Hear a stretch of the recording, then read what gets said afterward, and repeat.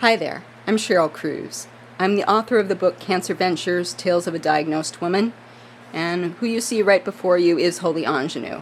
This is going to be a science experiment. As you can see, she's attacking the book already. She is a true kitten. She is one of our kittens that we've recently adopted. Her sister, Sacred Sophia Loren, is off camera right now. She may make an appearance, I don't know. You know that kittens are unpredictable. They've made their appearances through a number of posts, YouTube posts that I've posted. You've seen them dart in and out.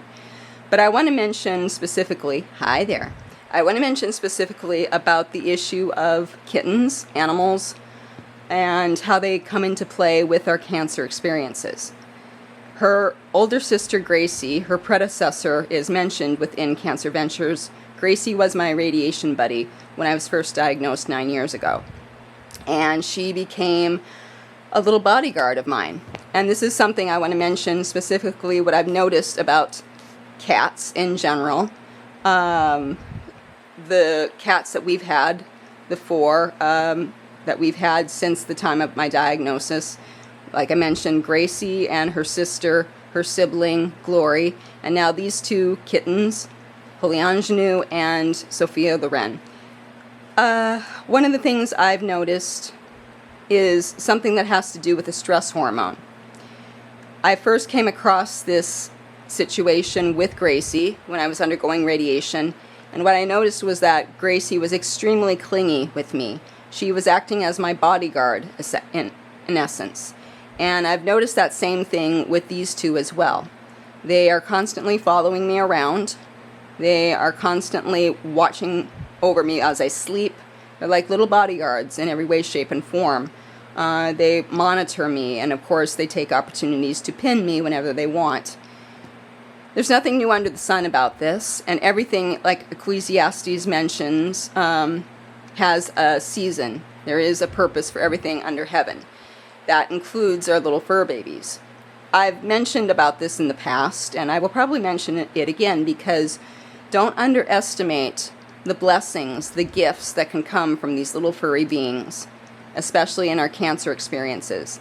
They don't have to be strictly connected to cats. If you're not a cat person, if you're a dog person, I love dogs, nothing against dogs. However animals show up in your life, they are supposed to be there. They have healing qualities to them. They've done science experiments that have said that with cats, again, going back to cats, the vibration of their very purrs have healing energy to them. They can heal both themselves, and they can also work to heal us by proximity, especially if they are near a certain body part. And I've noticed that these two have made themselves available to me, have been purring a lot. It can be a little bit of a freaky thing, just being real, because there are lots of times when I wonder, am I dealing with recurrence now? Because going all the way back to Gracie, back in the day, when she was reacting the way she was reacting, being the little bodyguard, I was wondering if she was smelling my cancer. I was wondering if she was smelling me dying.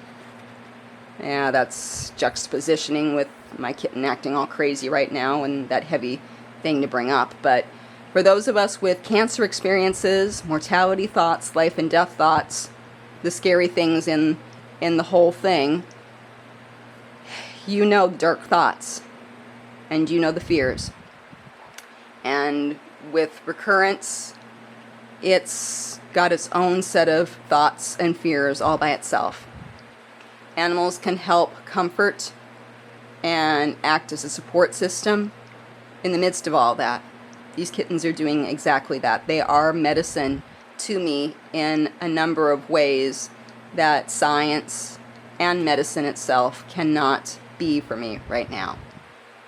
This is not to make this woo-woo. It's not to make this really out there or weird. I am an animal lover. I am a cat lover. I'm a cat lady. I make no apologies about that. But we need to really focus on the blessings of who is in our lives. Not just concerning people, but other beings as well. Like this little one right here. Oh boy. She's a kitten. She knows exactly what she's all about right now, and that's apparently being curious and being playful. This is a rambling post. Sometimes they're rambling, aren't they?